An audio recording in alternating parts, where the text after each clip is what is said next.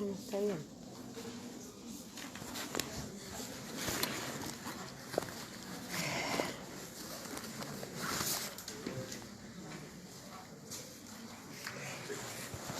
Bueno, no creo que esté aquí, pero lo digo por las dudas. Estuvo habiendo en el Facebook algunas cosas muy mal educadas, con compañeros y con docentes. Con lo cual yo, sin decir nada, ya estoy bloqueando a gente. Digo porque no creo que esté aquí, pero si alguien conoce y se ha reído de las pavadas que están diciendo, de confundir. Además, me voló mucho porque también contra ustedes, en relación a las aulas, no hay nadie, qué sé yo, cuando se estaba dando clase, o sea, bueno, como todo un montón de movimientos de desagrado. La verdad que la situación ya está bastante mal, ya están bastante incómodos ustedes en las aulas, todo, para que encima algunos se pongan a romper los quinotos. Pero bueno, si los conocen, mándenles mis saludos. Yo de por sí cuando veo en el Facebook cosas que no corresponden, ya los bloqueo, chao, porque no hay ningún derecho. La verdad que la mayor parte de ustedes viene trabajando bien, estamos en medio de la emergencia bastante bien, así que bueno, los que trabajamos. Anteojos, sin anteojos. Estamos en la semana 7, porque alguien preguntaba, se ve que venía medio desfasado. ¿Se acuerdan que la semana pasada hicimos una revisión de los contenidos del parcial? Así que estamos en la semana 7 recién.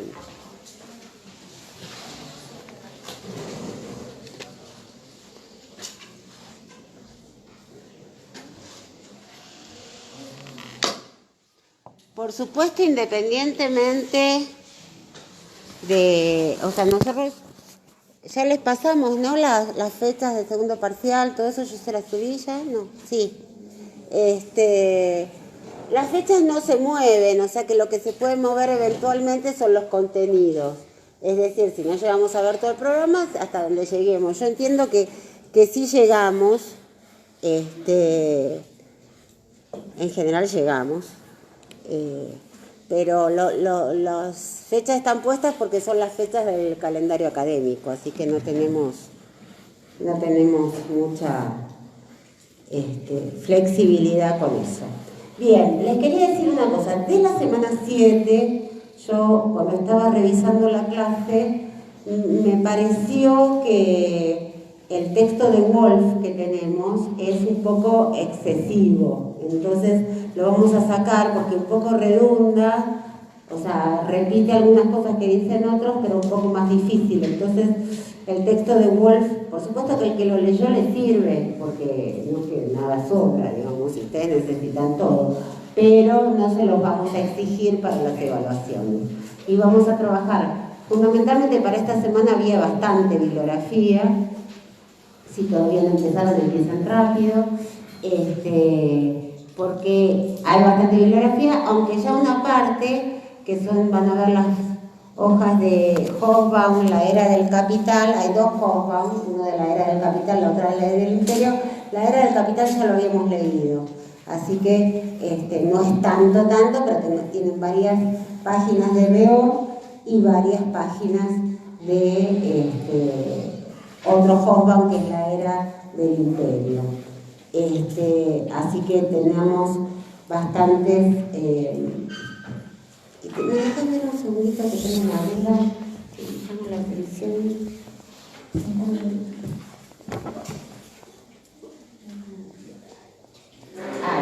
otra. Tenemos o no tenemos la otra.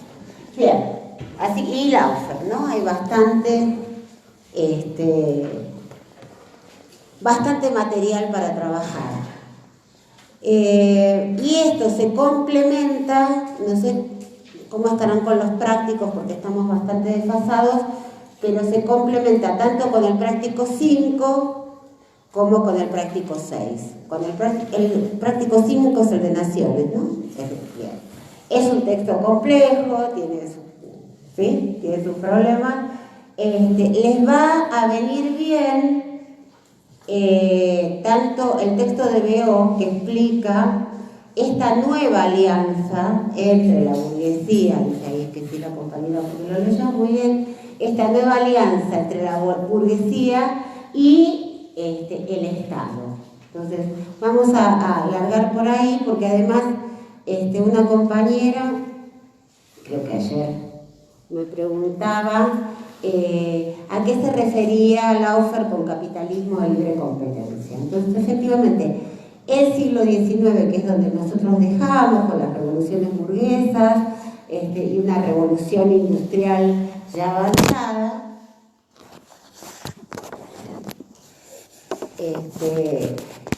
el siglo XIX es el siglo de expansión del capitalismo. Este sistema, que es un sistema mundial, dijimos, en donde tiene un modo de producción que ya estudiamos, que es este modo de producción que enlaza burgueses y proletarios, pero que como sistema mundial, si alguno leyó Wolf, por ejemplo, es el que mejor lo explica, enlaza distintas formas de dominación. Es decir, los capitalistas se van a concentrar en Europa y después en Estados Unidos y van a explotar en Europa y Estados Unidos mano de obra, digamos, capitalista, obreros con salarios, ya vimos lo que era, pero a nivel mundial explotan fuerza de trabajo de todo tipo. Por eso es muy importante, entiendo que el práctico debe ser el práctico 6 o 7, que se llama Los Nuevos Trabajadores, para entender estas formas complejas de extracción de trabajo, es decir, cómo se trabaja de diferentes maneras. Están los proletarios en las fábricas con sueldo, pero también hay, sobre todo reemplazando a los esclavos, que van a tender a desaparecer durante el siglo XIX. Ya no va a haber esclavitud, se para el tráfico de esclavos. En algunos lugares tarda bastante en desaparecer la esclavitud, sobre todo en Brasil, recién queda abolida a fin del siglo XIX, en Cuba, también ya casi en el siglo XX, pero va desapareciendo la esclavitud como forma de trabajo y aparecen otras formas de trabajo forzado. Es decir, se desarrolla el trabajo asalariado, pero también el trabajo forzado. Esto lo vamos a dejar para otro teórico, pero es importante entender esta expansión del capital sobre la base de trabajos forzados y trabajo asalariado. Bien, entonces el siglo XIX es el siglo de expansión del capital. A este capital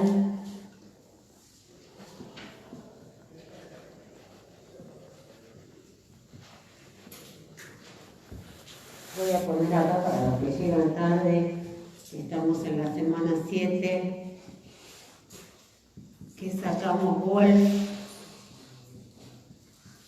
y que vamos a trabajar, esto no anda, con Laufer, Hobsbawm,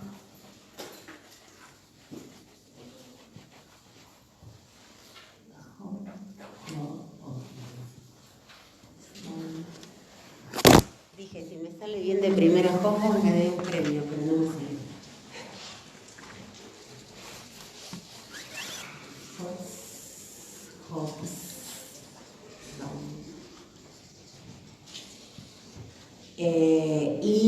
Hobsbawm, la era del imperio,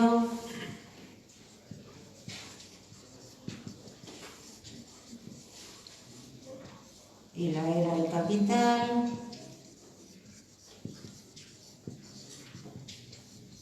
y luego, con esto estamos. Entonces decíamos, este siglo XIX, esperen que voy a ver si tengo, creo yo, un marcador en mejores condiciones. Por lo menos ayer lo tenía.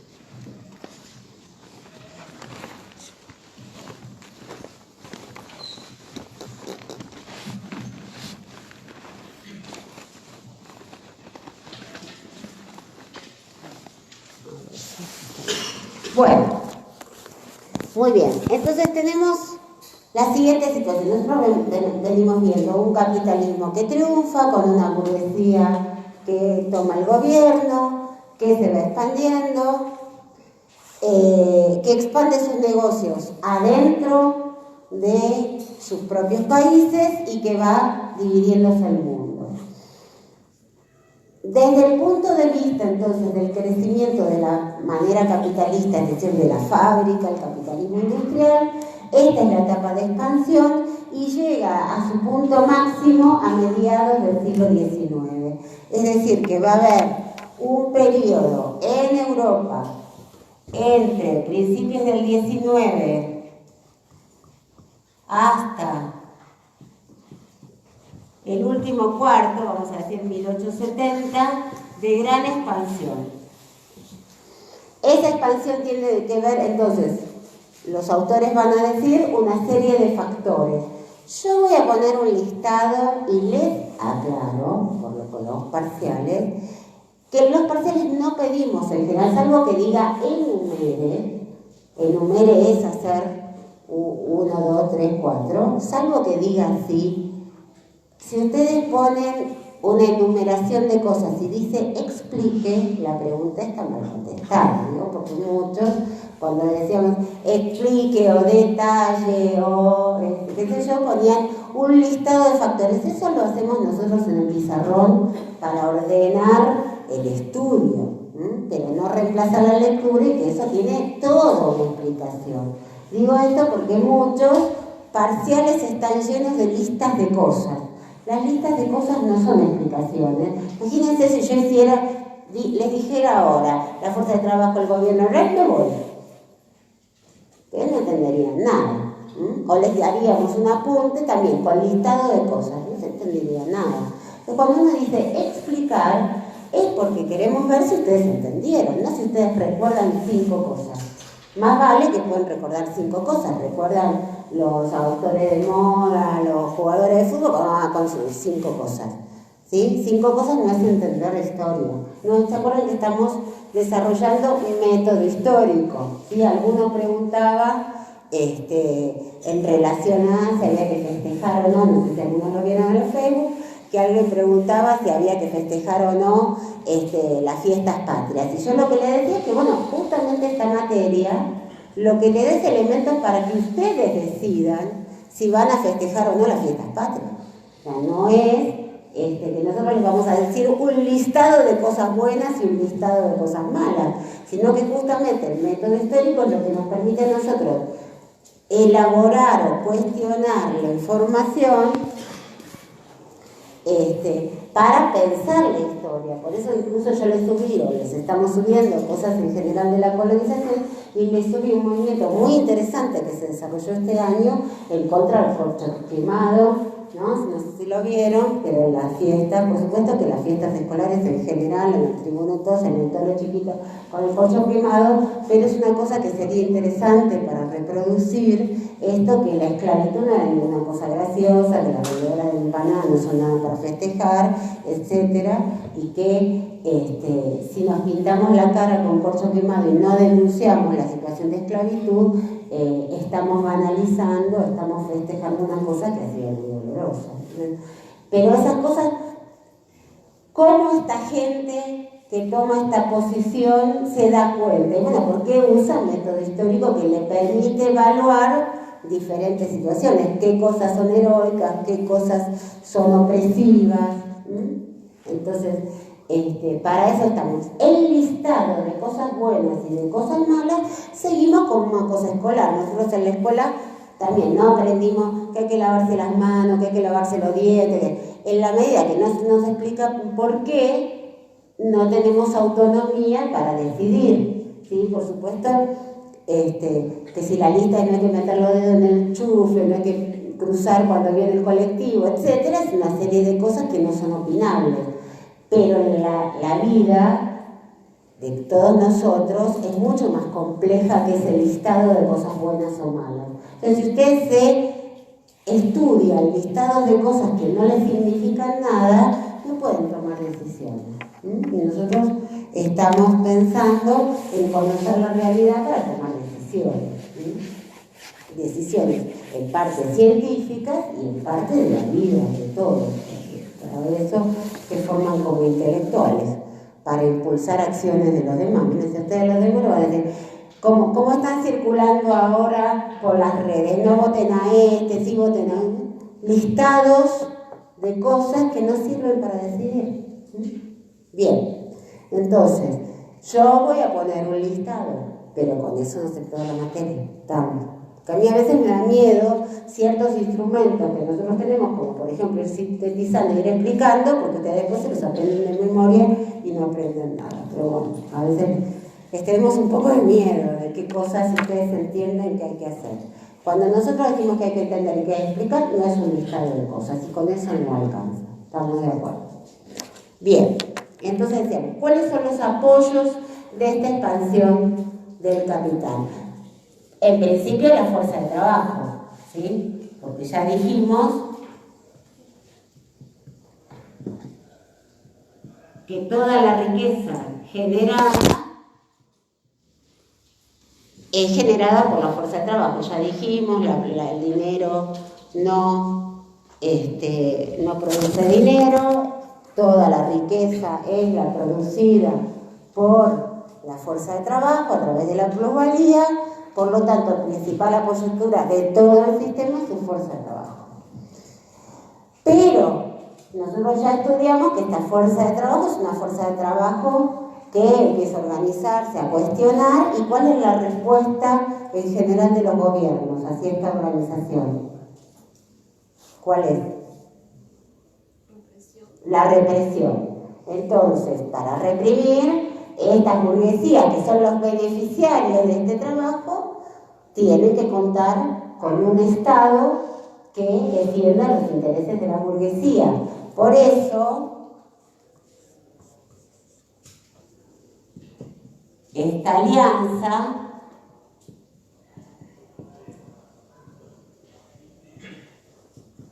de las burguesías que dijimos primero con sus monarquías, pero después, cuando estas monarquías les resultan muy caras y poco productivas, y además los monarcas tienden a beneficiar a sus amigos, entonces no todos los grandes burgueses eran amigos de los monarcas, etc. Entonces hacen sus revoluciones burguesas y toman el poder. Y se hacen estos gobiernos, una alianza a gobiernos burgueses.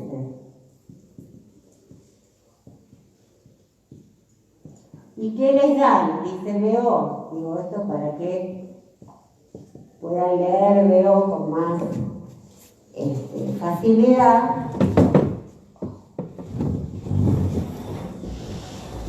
¿Para qué sirven estos gobiernos burgueses? Sirven entonces para reprimir a los obreros. ¿Sí? ¿Para qué más sirven? Para organizar qué cosa.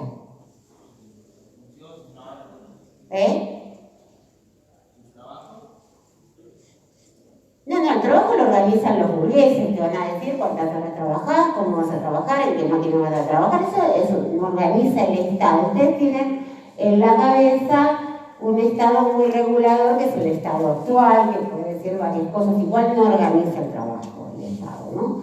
Pero estos Estados, les pasa como la otra vez, como la mayor parte no leyó, entonces dice que los obreros reclaman vacaciones porque tratan de pensar qué es lo que pasa ahora. Pero alguno que haya leído o que se acuerde incluso, porque estas cosas ya las vimos. ¿Para qué sirve el Estado? ¿Para qué le sirve a las burguesías? ¿Qué les da? Para centrar el comercio. Para centrar el comercio. ¿Qué cosa del comercio? Porque el comercio lo hacen los Estados. La producción lo hacen los burgueses. ¿Qué hacen estos gobiernos? Imponen una ideología. Imponen una ideología, pero eso es parte de la represión, en todo caso, ¿sí? Es parte del control social. Dice, yo leí un porque dentro de lo que es el comercio realizaban proteccionismo, como aduanas donde no permitían ingresar ciertos productos porque ellos producían ese producto. Exacto. Es decir, ponen medidas económicas, ¿no?, de protección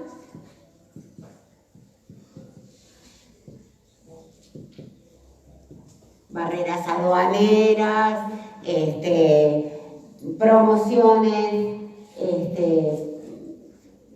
de sacar impuestos a algo para que crezca, ponerle impuestos a otra cosa para que no crezca, es decir, de regulación de la economía que permite grandes beneficios, medidas económicas, entonces, por ejemplo, medidas proteccionistas. Todas las potencias en general van a tratar de proteger sus industrias para que no entren. ¿Qué quiere decir proteger? Quiere decir poner barreras, que no son físicas, ¿no?, sino impositivas, es decir, poner altos impuestos para que ciertas mercancías no entren y no compitan con sus propios burgueses. ¿Dónde está pasando eso hoy? Muy notoriamente.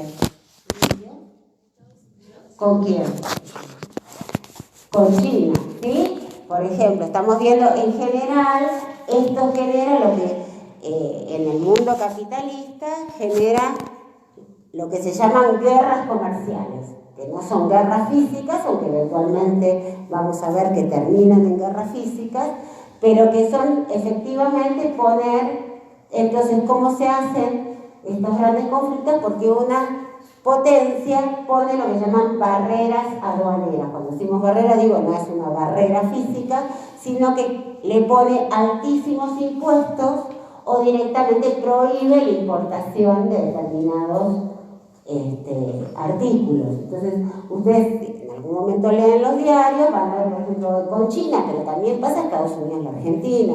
Es decir, que ponen impuestos tan altos que no es conveniente la compra de esos artículos. Entonces, a eso llaman medidas proteccionistas, a poner impuestos muy altos para la entrada de esos productos o directamente prohibirlos. Entonces, por ejemplo, cuando vemos esto, por ejemplo, entre Inglaterra y la India, ¿qué produjo la India? Esto ya lo estudiaron para el parcial anterior. Industria textil. La industria textil, ¿quién la tenía? La India. Y cuando Inglaterra toma la India, ¿qué pasa con esa industria textil?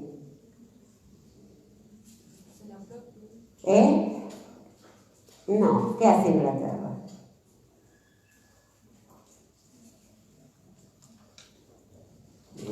Acaban de ver, si se olvidan enseguida lo que estudian. ¿Qué pasa con las telas de la India? Llega un momento que hay una competencia porque la industria textil de India era la mejor, entonces Inglaterra empieza a reproducir su propia industria textil. ¿Y entonces qué hace con las telas indígenas de la India? No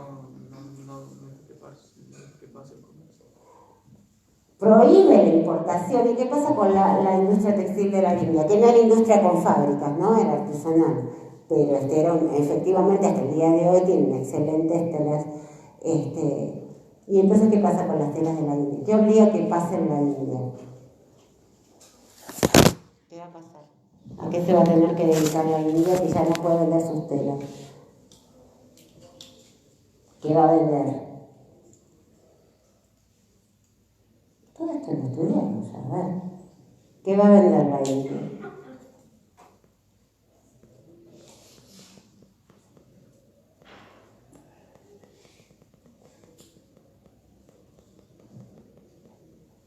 ¿Qué le obligan a vender? ¿Ya? La India producía telas de qué cosa, de qué material. ¿De? No, ese es de seda, eso es más bien China y no se venden millones ¿no? Estas telas que eran importantes en el comercio. ¿De qué eran? De algodón. Muy bien, si ya no pueden vender las telas, ¿qué van a tener que vender? La materia prima. Entonces, es importante esto que hacen porque destruyen una producción. Pongo esto porque es un ejemplo de lo que hace Inglaterra en todo el mundo. Lo hace en América, lo va a hacer en la India, etc. No es una política habitual que además ocurre hasta hoy. O sea, cuando justamente esta expansión de la época que vamos a ver en el siglo XIX, una de las características que va a tener es la absorción de materias primas, que va a ser principalmente de esta época. Si leen Beó y leen Hoffman, van a ver que la etapa anterior no es tanto de materias primas, que las materias primas van a estar consumidas de manera muy masiva en esta época del siglo XIX, sobre todo fines del siglo XIX, y entonces va a obligar a que un conjunto de economías que producían bienes más complejos se vuelvan economías primarias, es decir, solo de provisión de materias primas.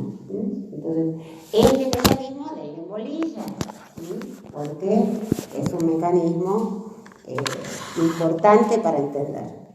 No sé si esto está cargando o no está cargando. Ah, sí está cargando. Bueno, muy bien.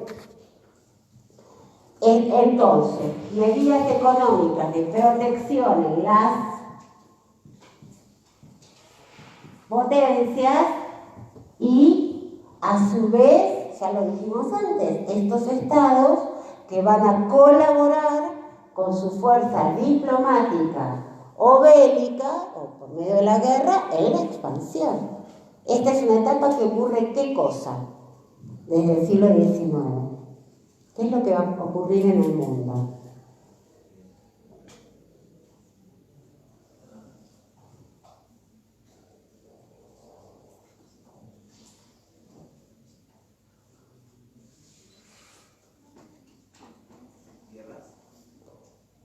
Bueno, siempre hay guerras, ¿no? Eso a mí me hace acordar, ustedes me hacen acordar a una esposa de mi viejo que siempre se llevaba historia, ¿no? Entonces decía que cuando en la escuela daba el examen, claro, que le decían, así se tomaba en la escuela también, presidencia de Mitre, y construyó escuelas, hospitales, siempre algo se construye, ¿no? Caminos, bueno, Sarmiento, y construyó escuelas, ¿sí? Bueno, esto es lo mismo, guerras, en el mundo siempre hay guerras, siempre, no hay un año en la historia de la humanidad que no haya habido guerras.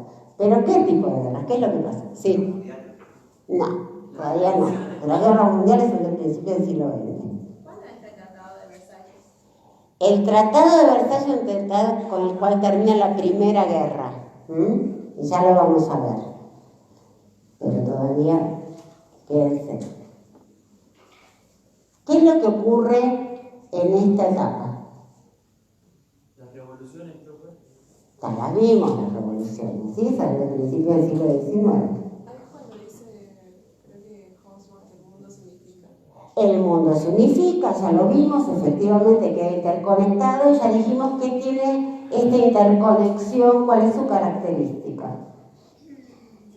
Que buscan explorar nuevos terrenos en busca de explotar algo nuevo, digamos.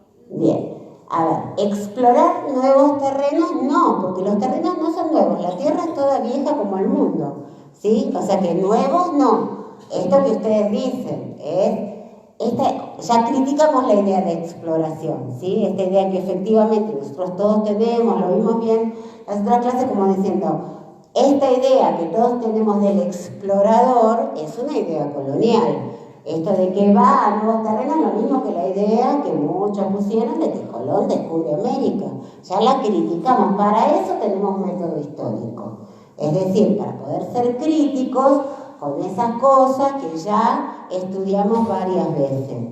La idea de descubrimiento, de exploración, de lo exótico, de lo selvático, o al revés, la conquista del desierto, ¿no? Todo el mundo conoce este episodio de la historia argentina que se llama Conquista del Desierto. ¿Era un desierto? Era un desierto. Estaba lleno de sociedades, naturaleza, si no lo hubieran conquistado, digamos. Entonces esta idea de exploración de lo nuevo es una idea colonial. Está muy bien, igual que lo digamos, porque una y otra vez todos, ya dijimos, hemos sido criados y educados con una imagen colonial. Por lo tanto, naturalmente lo entendemos así. Para eso adquirimos método científico por un lado y método histórico por el otro, es decir, una crítica permanente de esas ideas que aprendimos para desarmarlas y verbalizarlas. Entonces, efectivamente, queda interconectado con una manera de conquista. Muy bien. ¿Y cuál es la característica, entonces, de este momento? ¿Se acuerdan cuando vimos las etapas de la conquista? ¿Qué pasaba, por ejemplo, con la conquista en África? ¿Qué es lo que se conquistaba? No, los habitantes justamente no, una parte se llevaban para afuera. Pues los habitantes no se conquistaban, ¿qué era lo que se conquistaba?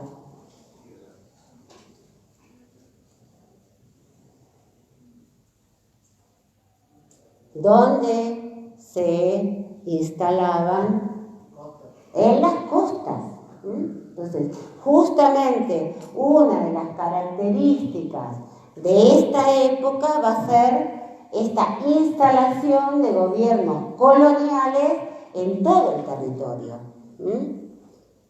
Entonces, una de las características es la división de Asia y de África en posesiones coloniales. Entonces, vuelvan a ver ¿cómo es?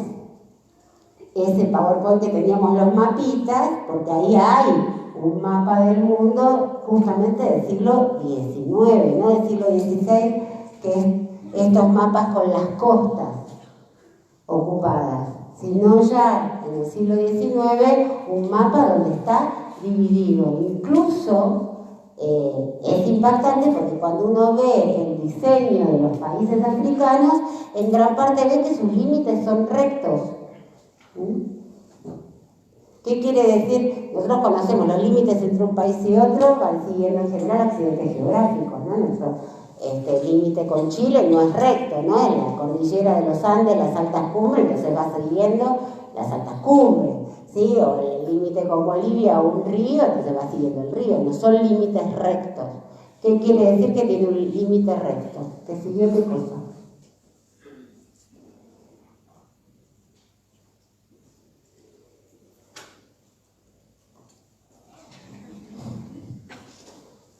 ¿Qué seguirá?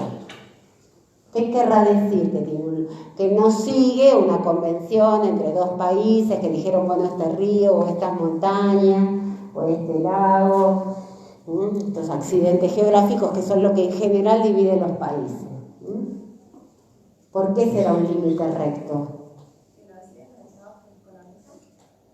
Sí, pero ¿por qué es recto? ¿Qué seguirán? ¿Se acuerdan que, por ejemplo, el Tratado de Tordesillas, que ya lo vimos, era un límite recto, ¿no? Este mapa que divide el mundo entre España y Portugal pone un límite, una línea imaginaria, ¿sí? Ya lo vimos, si no vuelvan a ver ese mapa que también lo tienen. ¿Y qué sigue? ¿Por qué son rectos? ¿Qué sigue? ¿Qué líneas rectas hay en la Tierra? No, que hay, que se pueden medir. Los paralelos y meridianos, es decir, son límites artificiales puestos por la dominación, no por la práctica, la costumbre en general, entre distintos pueblos. Uno dice, bueno, hasta acá estamos nosotros, acá están los otros, y el límite es algún accidente geográfico. En cambio, estos límites rectos lo que estamos mostrando es que las potencias se dividen estos territorios como si fueran un churrasco, como la mamá divide el churrasco entre los niños, ¿no? Le corta la mitad para cada uno y trata de medir exactamente para que nadie se quede con una parte más grande, pues no se pelean, ¿tá? O la torta, ¿no? Partes iguales. Entonces, efectivamente, una parte, entonces miran, todavía hoy, ya ahora está bastante modificado, pero todavía hoy quedan límites rectos en África, por ejemplo. Y lo que uno se da cuenta es que agarraron el mapa de África y se lo dividen como si fuera un churrasco. Y esto va pasando a lo largo de todo el siglo XIX y queda fijo, digamos, durante todo un tiempo, en un tratado que se hace en Berlín. Esto es bien un congreso que se hace en Berlín entre las distintas potencias, que deciden qué parte de África va a ser para cada potencia, donde por supuesto no había ningún gobernante africano. Se dividen efectivamente África como si fuera un churrasco, ¿no? Una torta. Un cacho para vos, un cacho para mí. Esto ocurre ya a fines del siglo XIX.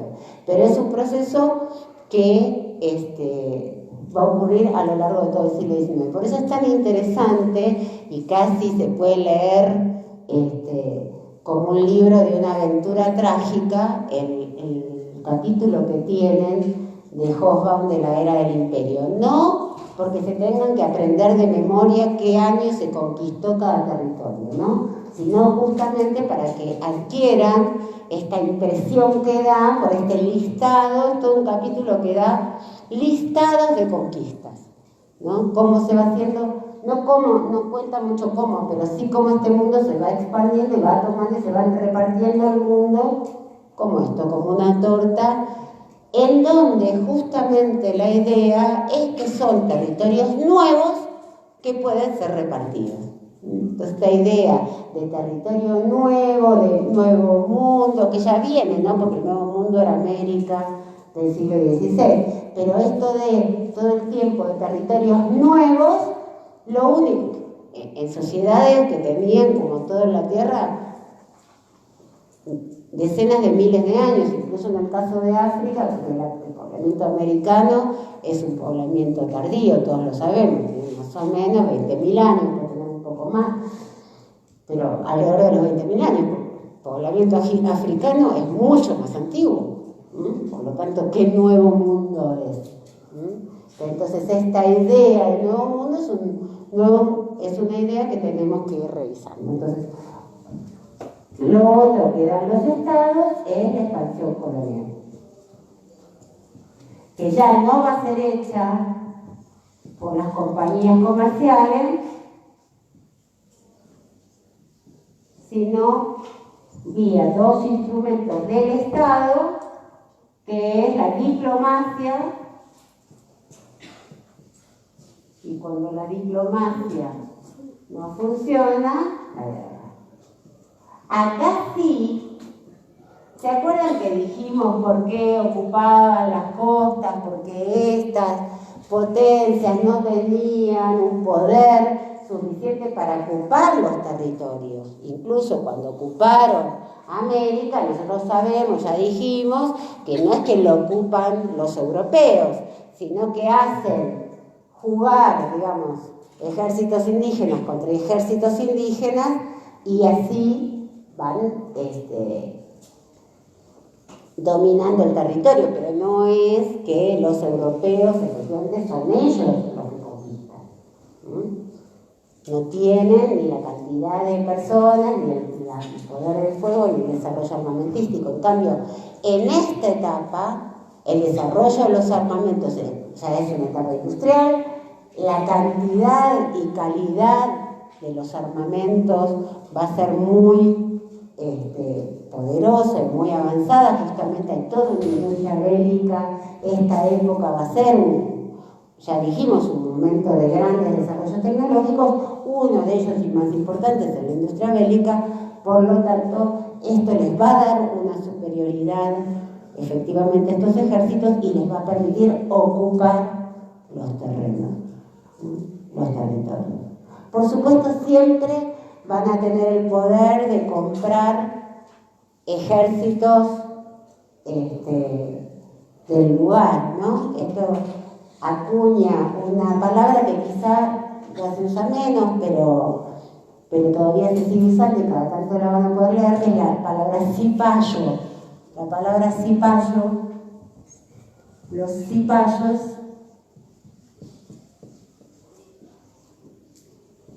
quizá en una época se usaba mucho. Los cipayos eran el ejército hindú, no, el ejército inglés compuesto por hindúes, ¿sí? Y los cipayos entonces eran estos soldados hindúes que trabajaban para la colonia británica. Por eso la palabra quedó para decirle a aquellos de un país dependiente que trabajan para sus dominadores. Aquellos que, por ejemplo, en la Argentina trabajan para el capital extranjero, se los llama cipayos. No es que es un nombre científico, es casi un insulto, digamos, hacer algo como un insulto, pero son los... Hace poco, ahora no la más, había una serie muy linda en la tele, no sé si la vieron ya, bueno, sobre la India y la colonia británica, como 2 años, ¿no? Hay millones de películas. Bien. Va, sobre todo, bueno, sí hay una versión nueva que sería interesante que la vieran, de el escritor colonial inglés, es Rudyard Kipling, ¿sí? Y ahora hay una nueva versión de su libro que se ha puesto hoy en la sociedad como un libro para niños, un libro escrito sobre las colonias que se llama El libro de la selva, ¿no? ¿Han visto que hay una película nueva ahora del libro de la selva? Bien, es interesante ver como en un libro, una película que parece para niños, que yo, hay fuertes elementos coloniales. Kipling es el autor colonial inglés y a su vez, y van a ver, no me acuerdo, se me mezcla si está en Leo o en Hobsbawm, que cita un texto, porque a la vez, como todo literato, sirve para justificar una realidad, pero siempre tienen alguna parte de crítica. Entonces, cuenta en este texto, algunos de los que tienen que leer ahora, donde dice que anuncia que todo imperio va a caer. Entonces, que en el cumpleaños de la reina Victoria, Kipling hace una poesía en la cual dice, bueno, todos los imperios de la tierra, cita algunos, ¿no? Nínive, etcétera, cayeron, como que le dice la reina Victoria, el imperio va a caer, y efectivamente nosotros vamos a ver como esta etapa del siglo XIX es el siglo de oro de Inglaterra, pero al final Inglaterra está agotada y va a ser suplantada por otras potencias. El imperio inglés va a caer. Entonces, pero bien, entonces decimos, esta expansión colonial hecha a partir de la diplomacia. Ya les dije que esto sí la ven todo el tiempo y está, que es El último samurái, para ver cómo actúa esta diplomacia, es decir, cómo los embajadores, pero también dice Hobsbawm, los misioneros, y también una política que se va a desarrollar de occidentalización, es decir, que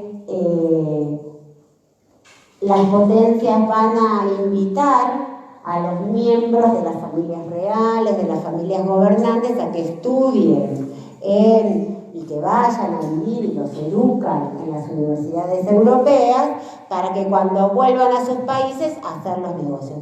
Quiero decirles que esa es una práctica bastante habitual y que una parte de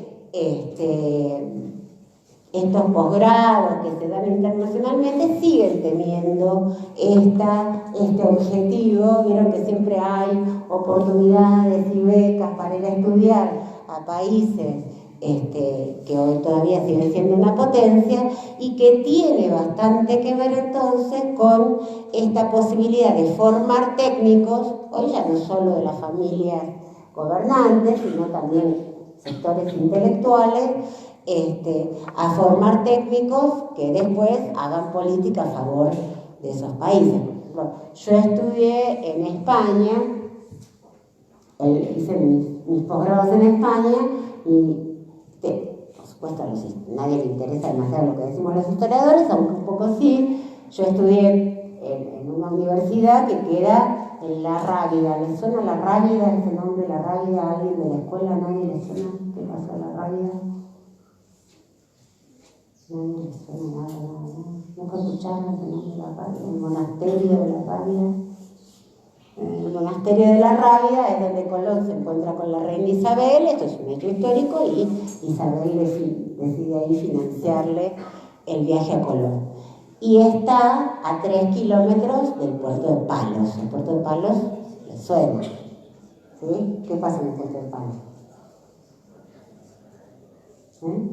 ¿Qué pasa en el puerto de Palos?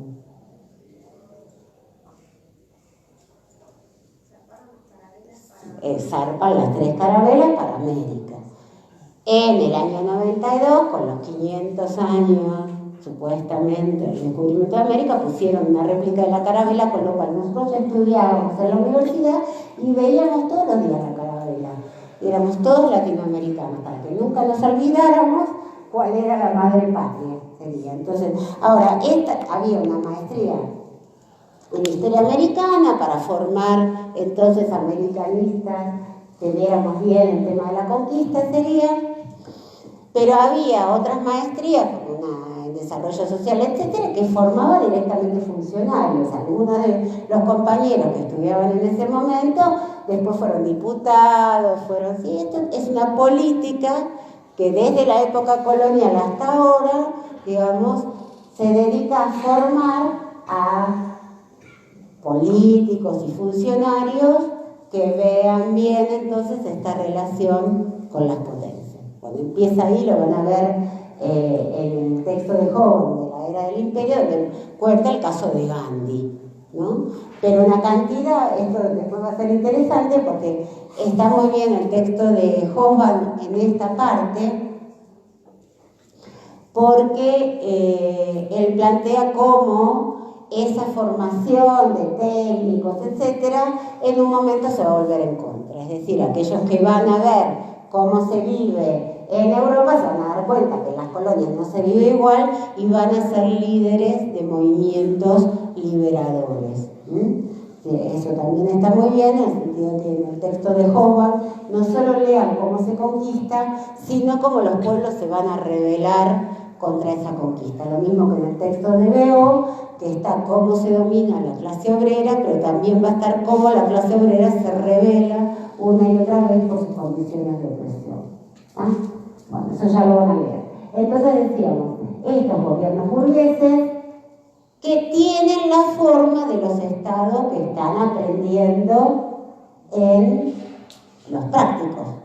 Los estados entonces donde hay elecciones universales, donde todo el mundo tiende a ser igual. O sea, es muy interesante que ustedes vayan contrastando estos estados nacionales con plenos derechos, con igualdad, donde ya no hay reyes, o los reyes quedan de una manera casi simbólica, pero son monarquías parlamentarias, y donde van a tender a ser iguales a tener derechos, ya dijimos, principalmente el derecho de propiedad, y la diferencia con este mundo que va a ser ocupado, colonizado.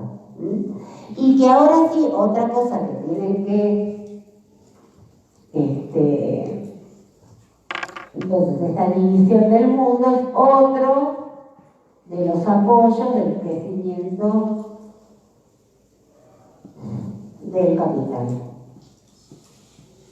Entonces sí, una cantidad de cifras que por supuesto nadie les va a tomar, pero que son interesantes por lo menos cuando lean, que se den cuenta cuando dicen, bueno, ojo, que toda esta expansión colonial que era muy importante y el mercado mundial que se forma desde el siglo XVI, pero ojo, que en esta época pega un salto espectacular. O sea, sí, hasta ahora se dice, tanto Beo como Hobbes, la economía de las potencias, las exportaciones, las importaciones, la exportación de capital, habían crecido, pero se duplica, se triplica, se multiplica por 10 en esta etapa del siglo XIX. Es decir, que es una nueva etapa de la división del mundo. Y entonces, un elemento que tiene que registrar, que está tanto en Hobbes como en Beo, es que dice, se crea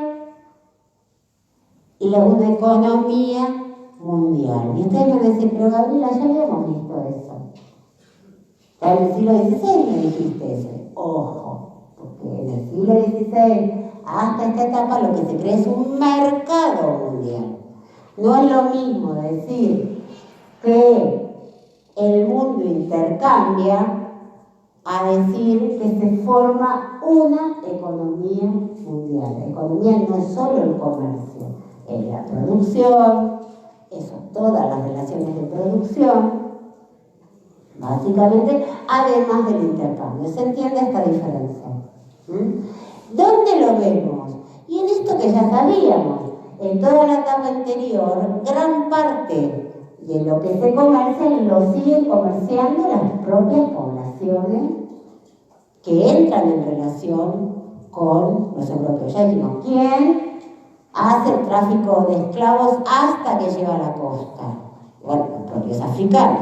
¿Quién le vende la producción africana a los portugueses, o los holandeses, o los propios africanos? ¿Quién le compra los bienes europeos a los portugueses, los propios africanos? Es decir, que el comercio en el espacio africano o ¿se acuerdan que dijimos? Los imperios de la India siguen manejando, y lo mismo el imperio chino, siguen manejando sus negocios. Es un mercado mundial, pero cada uno sigue de alguna manera cada vez más transformada, pero sigue con su propia economía. La diferencia de lo que va a pasar, sobre todo en la última parte del siglo XIX, es que se va a transformar en una economía mundial. Es decir, que cuando hablamos de este sistema capitalista, que va a funcionar integrando en toda esta interconexión del mundo, que no es solo estar conectados, no es solo reconocerse, no es solo intercambiar culturas, sino que ya no va a ser solo ni principalmente el intercambio comercial, sino que el comercio va a reflejar que es toda una sola economía. Es todo un mismo sistema económico integrado.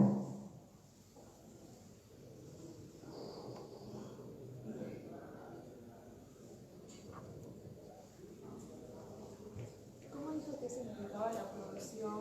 Claro, la producción, las relaciones de producción, es decir, si va a haber obreros fabriles en las ciudades inglesas, las ciudades francesas, etcétera, por el sistema capitalista, y si va a haber sistemas de servidumbre masiva en el resto del mundo, es para dar materias primas baratas para el sistema capitalista, ya no mercancías. A ver si se entiende. Ya no es, bueno, yo intercambio incluso a personas que van a ser esclavas, ¿no? Sino que lo que voy a intercambiar sobre todo es un sistema. Es decir, absorbo materias primas de determinadas regiones y a esas regiones además las obligo a producir de determinada manera. Por ejemplo, mediante formas de servidumbre de la población. En algunos casos todavía de esclavitud, ¿no? Pero van a ser como formas nuevas de esclavitud y formas nuevas de servidumbre.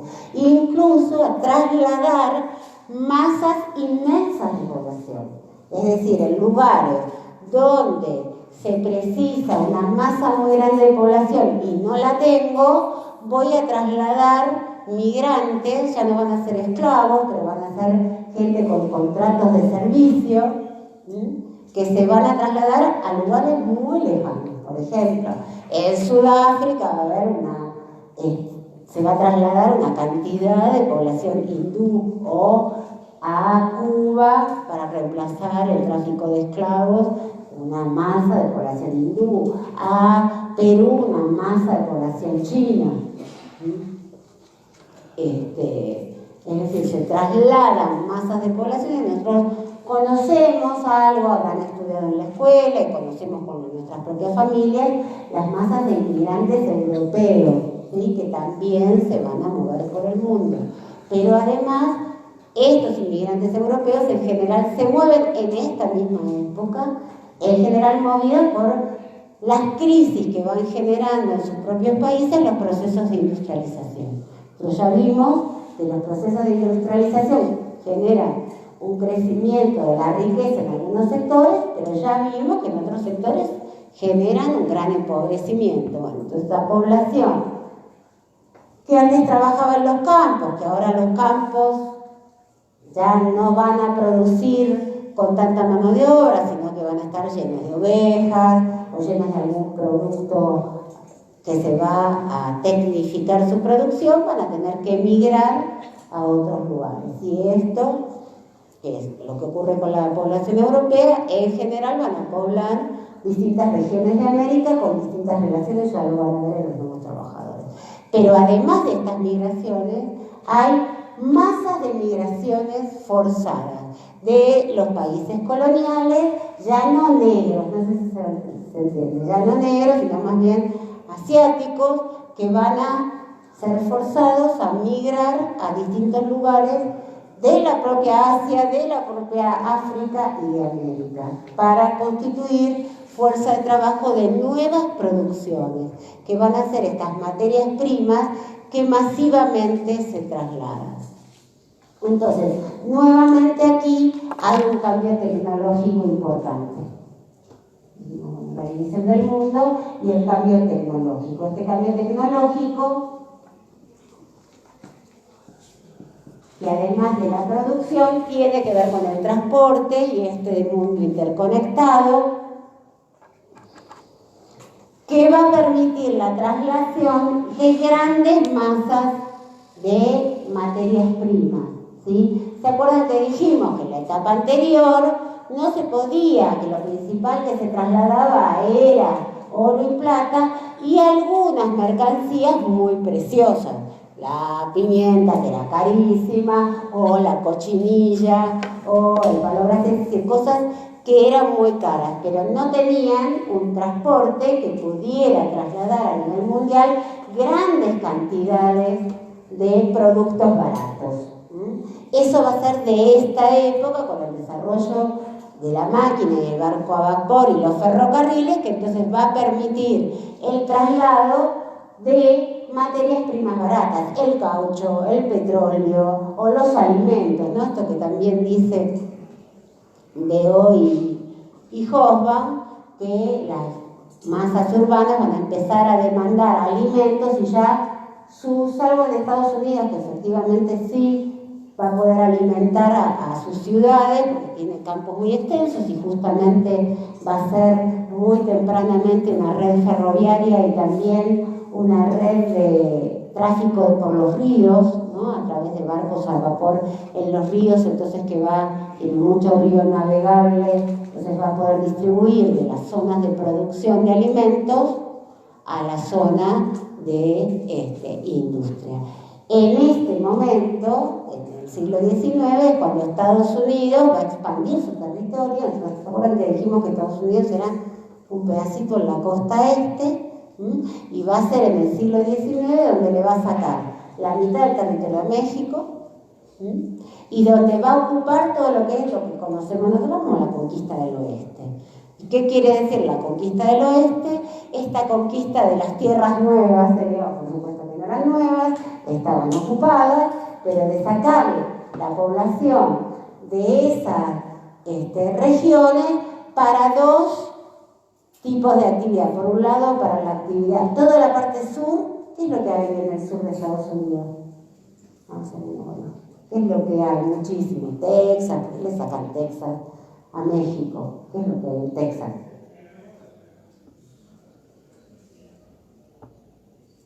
¿Qué hay en el sur de Estados Unidos? Bueno, lo que era México, es el sur de Estados Unidos. ¿Qué hay? Petróleo.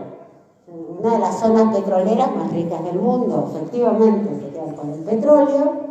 Toda México es una sociedad, no, país petrolera, pero se quedan con la mitad, digamos, con la zona más productiva, le dejan una parte, tiene todavía petróleo mucho, México, pero se llevan la parte petrolera. ¿Y el oeste qué hay? En California, ¿no ven? Sí, ustedes, ¿qué hay en California? Las minas, exactamente, sobre todo las minas de oro. Una parte son las minas, que también se lo sacan a, ¿cómo es? A España, España ya en esa época, perdón, lo que habían sido a México, lo que habían sido colonias americanas, españolas, todo el sur de Estados Unidos, la zona de Florida, por eso se llama Florida, eran zonas de colonización francesa y española, y el oeste, ¿y qué había en el oeste? A ver, ¿cuáles son los personajes que habitan en el oeste, además de los indios que los sacan? ¿Quiénes andan por el oeste? Los cowboys. ¿Y qué es cowboys? ¿Qué es cow? Los vaqueros, ¿sí? Que son los vaqueros los que trasladan estas películas de millones, ¿no?, de vacas, es decir, que incorporan una zona agropecuaria que va a alimentar a las zonas industriales. Entonces, Estados Unidos integra más bien su economía. En Europa, eso no tienen esa masa territorial, por lo tanto, en general, si se va volviendo industrial, no queda mucha tierra para la producción de alimentos, y por lo tanto los alimentos se van a volver caros, y si los alimentos están caros, ¿qué pasa con los obreros? Se mueren de hambre. Entonces, ¿qué van a hacer? Exacto, van a hacer reclamos fuertes por el aumento del salario. Entonces, una manera, y esto también lo van a leer ahora, una manera de resolver la conflictividad social en Europa va a ser conseguir alimentos baratos en los países coloniales que van a permitir bajar la necesidad salarial de las masas. ¿Entiendes? Es decir, nosotros pedimos aumento de salario todavía ahora porque las cosas están caras. Si las cosas bajaran de precio, nosotros no pediríamos aumento del salario. ¿Se entiende? Hay una relación entre salario y los precios, ¿sí? Muy bien, entonces, la manera de abaratar los costos de estas burguesías, ¿sí?, es, por un lado, reprimirlos para que no protesten, pero la represión no es eficaz siempre, o sea, no se puede estar reprimiendo siempre a la gente, porque la gente va a protestar igual, aunque la reprime. Entonces, la solución a la cual en gran parte se llega es integrar esta economía mundial para absorber no solo materias primas, sino además masas de alimentos baratos que permitan entonces que el reclamo de salario baje y la conflictividad social baje.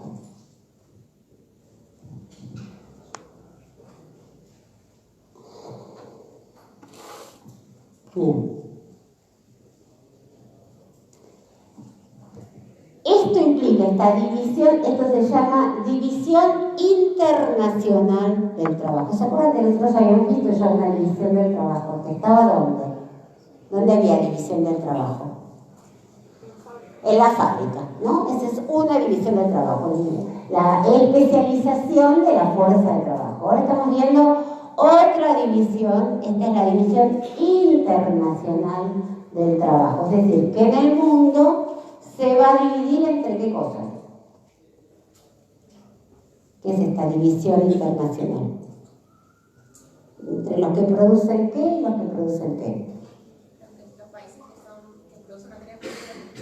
Los países que producen materia prima y los países industrializados. Es una división internacional del trabajo.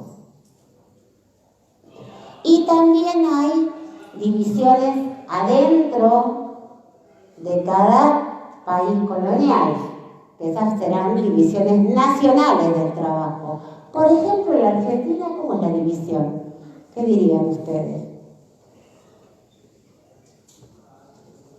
¿Todas las regiones argentinas son iguales? Depende de la zona, se produce. Argentina, por excelencia, es un país que es productor de mucha materia prima, no es tan industrializado como otros países. Pero tiene mucha industria. ¿Dónde está? Y en las grandes ciudades. En las grandes ciudades, ¿de dónde? Están cerca de los puertos. Santa Fe, Córdoba y Buenos Aires, ¿sí? Hay una fuerte, ahí podemos ver cómo es un mercado dividido, una fuerte regionalización del trabajo, ¿sí? Hay una división, está el país, hay provincias, todas dedicadas a producción primaria, en su momento fue más bien, puedo decir materias primas, más bien de alimentos, ¿sí? Productores agrarios, y hoy se está transformando en qué sobre todo. Sí, no tanto de energía, ¿de qué? De energía para algo, pero vos no exportás energía. ¿Qué es lo que se está produciendo? Más casi todas las provincias, ¿qué están produciendo? La soja. ¿Eh? La soja. Bueno, pero eso sería materia, digamos, agropecuario, y hoy se está convirtiendo en un exportador de qué cosa.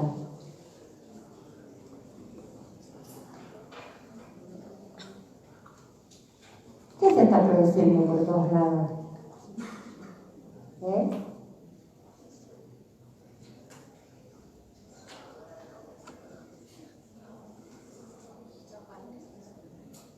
Claro, pero vos te impacta porque hacen mucha propaganda, digamos, la Argentina cuando la energía que exporta, que es petróleo, no es energía, es, digamos, un bien de la naturaleza y está dentro de qué tipo de producción.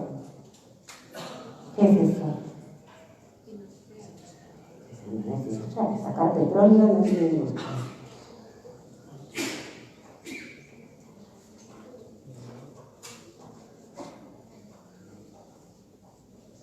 Espero que les impacte su propia ignorancia de lo que pasa en el país que vive. Se está convirtiendo en un país fuertemente minero. ¿Cuál es el problema de exportar minería? ¿Qué pasa con los recursos mineros? Eso además genera mucha contaminación, pero la soja también. ¿Cuál es el otro problema? No son renovables. No es lo mismo producir trigo, producir soja, que de última, efectivamente es una producción que podés expandir, que podés adaptar, que podés cambiar, que producir minerías, ¿no? Donde lo que vos haces, lo que sacás, ¿no? Vieron lo que quedan de las minas, ¿no? Un agujero. Ya nada, además de los ríos contaminados, etcétera, etcétera, ¿no? Digo esto para ver esta división internacional del trabajo. Como nosotros además estamos en una universidad, es interesante ver qué pasa con el pensamiento en esta época.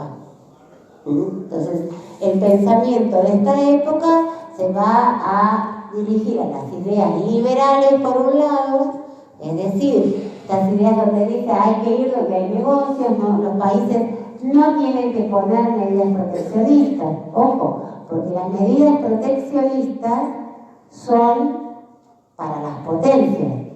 Pero ¿qué pasa con estas colonias? Una de las cosas que dice Beor y Hobsbawm es que una de las cosas que se va a repartir ya no solo es el territorio, sino ese territorio para que se convierta en un mercado.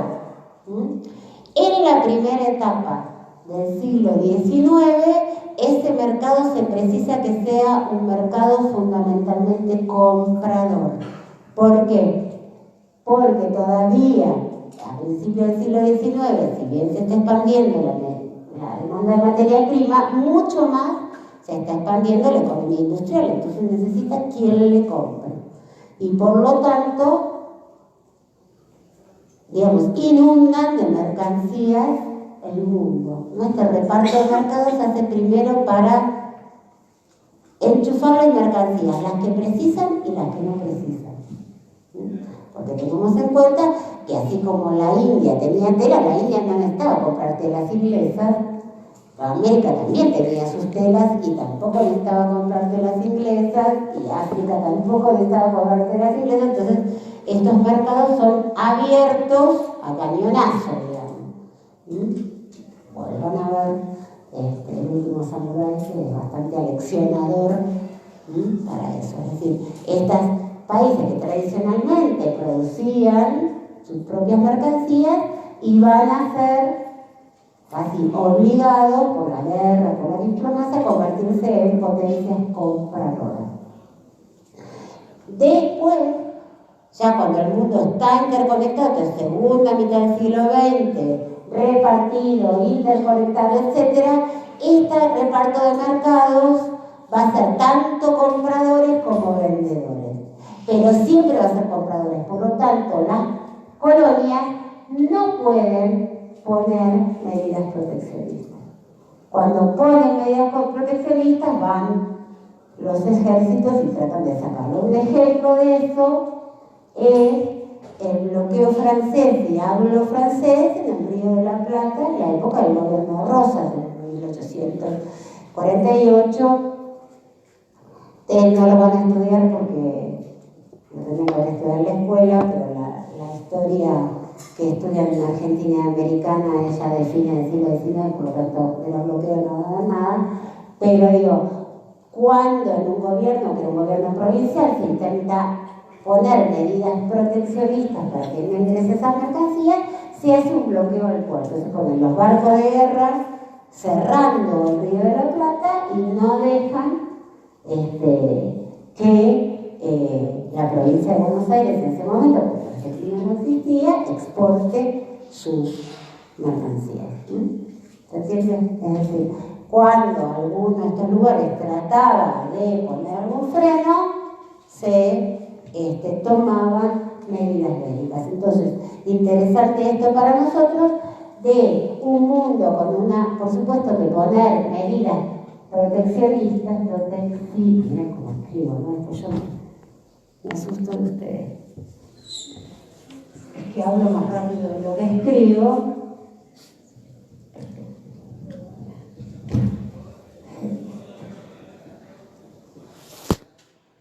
Lo mismo pasa hoy con China y Estados Unidos. Es decir, ellos tienen medidas proteccionistas. De hecho, China, por ejemplo, hay un montón de cosas de la Argentina que no así. Ni siquiera de materias primas. O sea, es una economía donde los estados regulan, ¿se acuerdan que dijimos? La idea de regular, de poner leyes, regulaciones, el comercio internacional. Entonces, todavía hoy, las grandes potencias son sumamente proteccionistas y es lo contrario del liberalismo. Esto es importante porque cuando nosotros decimos neoliberalismo, el liberalismo es una economía general, es una ideología muy impuesta, pero ¿qué quiere decir? Que aquellos que son dependientes deben recibir todo lo que se les impone, pero no rige para las potencias. Las potencias en general tienen políticas proteccionistas. Las políticas proteccionistas es lo contrario de las liberales, ¿sí? Es la injerencia por medio del Estado en la economía. Entonces es muy impactante, todavía lo van a ver, porque hoy hay un instrumento que se llama Organización Internacional del Comercio, la OCDE, que supuestamente lo que hace es sancionar a los países que ponen medidas proteccionistas. Pero, por supuesto, ¿a quiénes sancionan? A los países dependientes. A Estados Unidos, que es el país más proteccionista del mundo, no le ponen sanciones. Entonces, hoy tenemos un sistema mundial, no solo económico, sino también político, etcétera, en donde se intervienen, ¿no? Las potencias intervienen por medio de las Naciones Unidas, la Organización Mundial del Comercio, etcétera, toman medidas contra ciertos países, contra otros no. Esto es importante que conozcan esta idea de medidas proteccionistas versus políticas liberales. Entonces decíamos que se va a desarrollar por un lado este pensamiento liberal, que lo que dice es que el Estado no tiene que intervenir, pero ¿qué quiere decir? Que los estados de las colonias no tienen que frenar la entrada de las potencias. Pero además se desarrollan otras teorías que son muy interesantes para que ustedes vean cómo la universidad, si bien nosotros decimos que tiene que ser científica, muchas veces el conocimiento también está al servicio de los poderosos, porque en esta época se desarrollan teorías, por ejemplo, una teoría de un economista que se llama David Ricardo, un economista inglés, que crea, y esto también es interesante porque todos tenemos también esta idea, la idea de las ventajas comparativas. Y es decir, que la teoría esta dice, tal cual, que los países están naturalmente preparados para producir una cosa y no la otra. Entonces, Europa estaría naturalmente preparada para desarrollar bienes industriales y las colonias estaban naturalmente preparadas para producir materias primas. ¿Les suena? Sí, la teoría ricardiana es una teoría muy vigente todavía hoy. Entonces la Argentina está, pero es interesante cómo estas propias teorías muestran su carácter no científico, porque la Argentina supuestamente está naturalmente preparada en el siglo XIX para producir trigo y lino. Después el lino desapareció y sabemos, lo único que conocemos son las semillitas del lino, ¿no? Pero en una época la Argentina llegó a ser el segundo productor mundial de lino. Ustedes no saben ni para qué sirve. Bien. Después de la carne, ahora de la soja y ahora de la minería. Entonces, ¿cómo preparada naturalmente para qué? ¿Se entiende? Entonces, efectivamente, esta idea de una división internacional del trabajo justificada por la teoría de las ventajas comparativas es una división colonial. ¿Cuál es la otra? Y esto es lo que van también a ver en uno de los prácticos, cómo se desarrollan las teorías científicas sobre la inferioridad de las razas oscuras. Para nosotros es muy importante que ustedes lean con sensibilidad, es decir, que registren, no lo dejen pasar, tanto cómo va cambiando la dominación económica del mundo, como cómo van cambiando sus justificaciones teóricas. Porque, ya dijimos, la justificación de la colonización en la época primera, ¿no? Las primeras etapas, primero era la evangelización, después esta superioridad de las civilizaciones, pero a partir justamente del siglo XVIII y de ahí para adelante van a empezar a desarrollarse teorías biologicistas de la diferencia de razas. O sea, ya no solo van a ser de su cultura, su civilización, sino que se va a desarrollar esto que son naturalmente más dotadas o menos dotadas. Y estos van a ser justificaciones emanadas por la ciencia. Entonces, para nosotros es muy importante entender cómo muchas veces la ciencia se puede equivocar mucho al formular, al seguir, digamos, los mandamientos de los grandes capitales. Y entonces, justificar una cosa que es absolutamente imposible, si la ciencia puede pensar con libertad, de que las razas son diferentes. Quiere decir esto además, porque estoy convencida, porque cada vez que discutimos con los estudiantes, porque lo leí en los parciales, que ustedes siguen pensando que hay razas. Casi todos escribieron que la raza negra está mejor dotada para el trabajo. Casi todos lo escribieron. Es decir, tienen que entender que cualquier teoría sobre la base de la raza, muchos políticamente correctos, porque han dicho que la raza negra es mejor. Cualquier teoría sobre la base de la distinción racial es una teoría racista. Así diga que es peor o que es mejor. No existen las razas, chicos. Eso que estudiaron en la escuela, yo lo lamento. El genoma humano es igual. Hoy lo tenemos demostrado justamente por la ciencia de la genética. El genoma, o sea, el mapa del ADN de los humanos es igual en todo el mundo. No hay raza, no hay una estructura del ADN. Ustedes saben que nosotros estamos constituidos por ADN, ¿sí? Todos sabemos eso. La estructura del ADN es igual en todos los casos.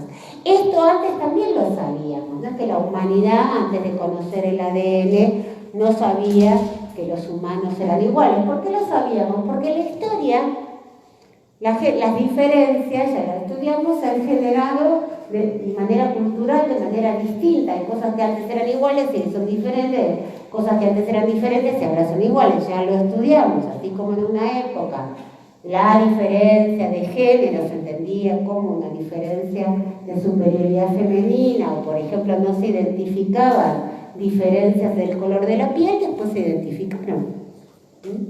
Entonces, ya se sabía, cualquiera que hubiera sido más o menos crítico con las ideas dominantes hubiera sabido que las razas no existían. Pero durante una etapa muy fuerte en la formación del mundo moderno, las teorías racistas han sido organizadoras de la sociedad, hasta llegar a la necesidad del exterminio. O sea, en su formulación más habitual tienen distintas capacidades, así como los países tienen supuestamente distintas capacidades, los hombres también. Entonces, esta idea profunda que ustedes tienen, que les hace leer al revés lo que dice Wolf. Fíjense además, esto es interesante para entender, para los que vayan a ser docentes, cómo se aprende, cómo cuando uno tiene ideas muy profundas, no puede ver lo que tiene delante. Por ejemplo, si uno es racista, no puede ver la igualdad de las razas. Y si ustedes están estudiando, y en general estudian para nosotros, estudian bastante poco para ustedes, pero lo lleva a decir barbaridades tales como esto. Leen al revés Wolf, ¿se acuerdan que lo leímos acá entre todos para que vieran cómo estaban leyendo al revés? Porque Wolf, ¿qué dice? Muchos dirán que la raza negra era superior, pero en realidad no es así. Dice, es que tenía esta ventaja porque estaba en un territorio extraño, se podía escapar, etcétera, etcétera. Y ustedes leen, es superior. Entonces, es muy importante ya que ahora, ¿por qué vamos a estudiar ahora esta justificación biológica? Porque es la justificación como más perfecta hasta donde se ha llegado la diferencia de las razas. Y ya lo vamos a ver en su formulación más extrema, es la que llevó a las políticas de exterminio racial, de las cuales nosotros conocemos la más conocida, que es la de la Alemania nazi, pero no es la única. Es decir, las políticas de exterminio son políticas recurrentes sobre la base de la diferencia racial. Entonces, una formulación atenuada que es la de la explotación y las teorías de la segregación. Esta idea de que no se pueden mezclar las razas. Esto también tiene formas muy extremas. Por ejemplo, en el sur de los Estados Unidos, donde recién en la segunda mitad del siglo XX la población afrodescendiente tiene derechos, pero hasta el día de hoy está segregada, y también en Sudáfrica, ustedes conocen, ¿no? Esta sociedad, donde todavía además es más impactante, pues el territorio africano, donde la propia población vive, ¿no? Prisionero. Estas son formas, la segregación. Y después tenemos el exterminio, donde se extermina no se necesita como fuerza de trabajo, sino no se extermina.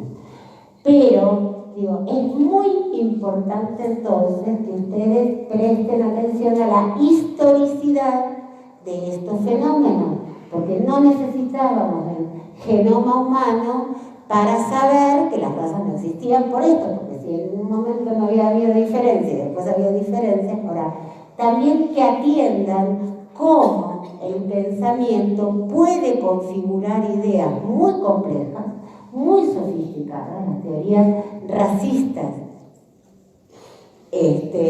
de la sociedad han sido muy fuertes, muy sofisticadas, muy fundamentadas, están fundamentadas sobre todo en las teorías de Darwin, de la evolución animal, pero también ya hay una lectura muy libre de Darwin, pero es muy impactante porque ¿por qué la supuestamente raza blanca era superior? Porque había ganado. Y eso tampoco es histórico. Entonces, para nosotros es muy importante registrar la historicidad de los fenómenos sociales para no comernos cosas que además van en nuestra contra. Porque quiero decirles que las teorías racistas, además, empiezan por la separación de la piel. Con lo cual, a la mayor parte de los estudiantes de esta facultad no les iría muy bien con una teoría racista. Pero además, aún los que se sientan más claritos, quiero decirles que siempre terminan con una división continental. O sea, las teorías racistas empiezan por los colores de la piel, pero terminan por el continente americano. Hay una idea fuerte de que los americanos en nuestro conjunto somos inferiores. O sea, nosotros con las teorías racistas nos va para el cual. Con todas las teorías que explican la diferencia social, socioeconómica, de una misma sociedad o a nivel mundial,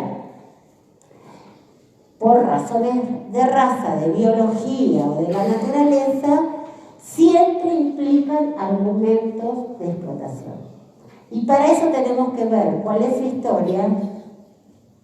No sé qué te pasa, si no me crees, si te parece que es una pavada, no sé qué. Sí, vos. No, ella. ¿Qué te pasa con lo que estoy diciendo? ¿Qué te da? No, en serio te pregunto, no te estoy retando. ¿Qué es lo que te pasa? No sé, porque te veo con una cara de algo. Yo los veo, a ver, ¿ustedes creen que uno siempre interactúa para retarlos? Es más, siempre mi pregunta es ¿por qué creen que nosotros somos el enemigo y no nos hacen caso? Pero en este caso, para nosotros es interesante las caras de ustedes, o sea, lo que dicen, lo que muestran, etc. En el caso tuyo no me estoy dando cuenta qué te parece, pero me parece que no te parece muy bien lo que te digo, que te parece que es demasiado complicado como para tomarse el trabajo de entenderlo. Quiero que entiendan que sobre esta base hemos sido formados y por lo tanto, en general, todos somos o mucho o por lo menos algo racistas. Y quiero decir que es una manera desastrosa de pensar la sociedad. Desastrosa. No solo porque lleva mucho sufrimiento a aquellos que son segregados, quiero decir que, por eso decía, la segregación nos llega a todos, porque empieza por el color de piel, pero además el color de piel, ya dijimos, no hay negros, ¿sí? Nadie es negro como nadie es blanco, ¿no? Cuando decíamos blanco es esto, negro es esto, no hay nadie con esos colores de piel, nadie. Entonces, tenemos colores de piel diversos y no hay un límite. O sea, la segregación por explicación biológica no llega a todos. No hay privilegios en eso. Entonces, para nosotros esa situación es muy importante desmontar en su historicidad, como desmontar la División Internacional del Trabajo. Pero División Internacional del Trabajo y teorías racistas son dos caras de la misma moneda de la sociedad capitalista. O sea, no habría división del trabajo sin teorías racistas. Que estas razas y estos pueblos eran inferiores es parte de la División Internacional del Trabajo. Si no, no hay manera de hacerlo. ¿Por qué? Porque podría haber industrialización en África como había en Manchester, y podría haber industrialización en Jujuy como había en Manchester. Si no hubo, es porque hay por el medio estas explicaciones racistas en el fondo. Bien, Quiero aclarar entonces la pregunta de la compañera que me preguntó qué quería decir capitalismo de libre competencia, porque ¿qué quiere decir esta etapa del capitalismo en la que se intercambian mercancías, se produce mucha mercancía y se exporta sobre todo bienes en el mercado? ¿Por qué se va a llamar de libre competencia? No, porque es muy libre, pero es cierto que las empresas tenían un tamaño, si bien nosotros ya dijimos, una fábrica es un establecimiento muy grande, pero esto lo van a entender, al lado de la Coca-Cola, que es una empresa mundial, una fábrica de producción de tela de Manchester, donde había 300 fábricas de tela, es un lugar pequeño. Entonces, este capitalismo lleno, no de pymes, porque ustedes van a decir de pequeños productores, ya los conozco, no de pequeños productores, sino de burguesía industrial, que mandaban la tela inglesa para que se vistieran los gauchos de Buenos Aires, a grandes empresas, pero que compiten entre sí. Es distinto del mundo que va a aparecer a partir del siglo XIX, de fin del siglo XIX entonces, que es un mundo completamente monopolizado. Es decir, donde empresas donde va a haber 2 o 3 empresas de una sola cosa, no cientos compitiendo. Por eso esta etapa anterior del siglo XIX se llama capitalismo de libre competencia, porque algunos se fundan y otros se desarrollan. Para marcar la diferencia del mundo del fin del siglo XIX, que es un mundo repartido completamente entre empresas, ya no solo entre potencias, sino entre empresas. Entonces, esto es lo que nosotros estuvimos mirando de los autores, lo que va a ocurrir a principios del siglo XIX, y ahora justamente con Laufer y con algunas cosas de Hoffmann de la era del imperio, vamos a ver qué pasa en esta última parte del siglo XIX. En principio tienen que prestarle atención a la crisis que los autores llaman la Gran Depresión, y que no tienen que confundir con la crisis del 30, del 1930, que va a ser una Gran Depresión y que ya vamos a ver más adelante, sino con un periodo de crisis económica fundamental que ocurre en la década de 1870 hasta 1890. Porque es en la salida de esta gran depresión económica que sufre el mundo capitalista que se va a cambiar el sistema capitalista. Va a seguir siendo capitalista, pero va a pasar a otra etapa, que es la etapa imperialista, y es lo que van a leer con Laufer. Esto es lo que van a leer con Laufer. Bien, ¿alguna pregunta hasta acá?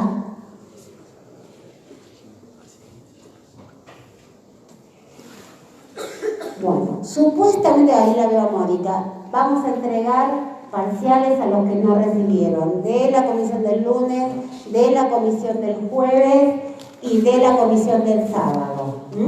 Los que estén en las comisiones de Constant, aún los del miércoles pueden ir a ver sus parciales hoy de 12 a 14. Los que no puedan hoy de 12 a 14 me ven a mí a las 18 horas. Los que no pueden piden consulta. Todo el mundo tiene que ver sus parciales para ver el que acertaron y que no pudieron resolver. Porque no solo me fue bien o me fue mal, sino ver qué estoy haciendo. Bueno, listo, ahí están todos sus profesores. Yo te lo dejo, me tengo que ir. Sí. Te lo dejo para esta tarde. Sí, a las 4, me faltan 3 o 4 de los de introducción. Sí, a mí me faltan también un par más y ahí lo entregamos. ¿Hoy? No sé cómo. Sí, no, si se puede, sí, yo estoy en comisión. Bueno, yo veo si lo puedo tener ahí, te lo traigo. Te dejo esto. ¿Qué te iba a decir? Chicos, algunos de la comisión del jueves, los del martes, si quieren, ya nos vemos enseguida. Igual ya les Bueno, los del martes los ven ahora, sí, los le hagan del bien, jueves. no sé, los del jueves. Pero si No alguno le entró el jueves. Sí, algunos siempre que dicen, ay, profe, Yo ya ¿cómo se la puedo mostré. hacer el teléfono? Ellos siempre quieren el teléfono. después, chicas.